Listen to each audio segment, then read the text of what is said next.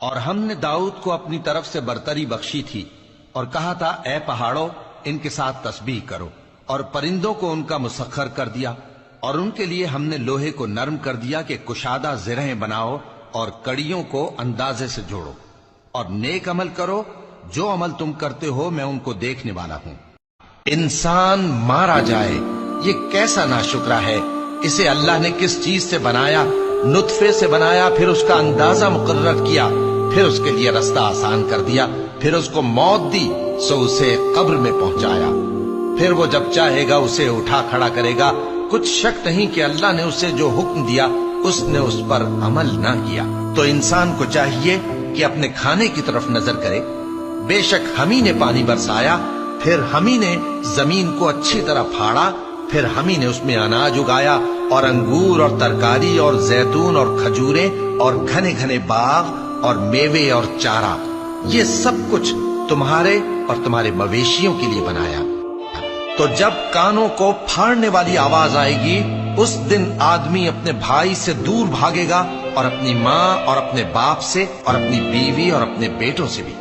ہر شخص اس روز ایک فکر میں ہوگا جو اسے سب سے بے نیاز کر دے گی۔ اور کتنے چہرے اس روز چمک رہے ہوں گے، خنداں و شاداں یہ نیکوکار ہیں۔ اور اس روز کتنے چہرے ایسے ہوں گے جن پر گرد پڑ رہی ہوگی اور ان پر سیاہی چڑھ رہی ہوگی، یہی لوگ ہوں گے انکار کرنے والے بد کردار۔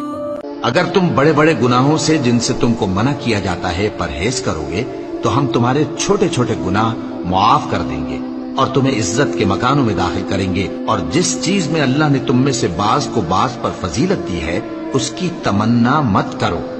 مردوں کو ان کاموں کا ثواب ہے جو انہوں نے کیے، اور عورتوں کو ان کاموں کا ثواب ہے جو انہوں نے کیے، اور اللہ سے اس کا فضل و کرم مانگتے رہو۔ کچھ شک نہیں کہ اللہ ہر چیز سے واقف ہے۔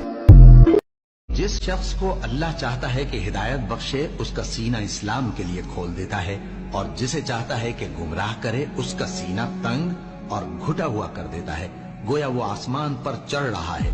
اس طرح اللہ ان لوگوں پر جو ایمان نہیں لاتے عذاب بھیجتا ہے۔ اور یہی تمہارے پروردگار کا سیدھا رستہ ہے۔ جو لوگ غور کرنے والے ہیں ان کے لیے ہم نے اپنی آیتیں کھول کھول کر بیان کر دی ہیں۔ ان کے لیے ان کے اعمال کے صلے میں پروردگار کے ہاں سلامتی کا گھر ہے، اور وہی ان کا دوست ہے۔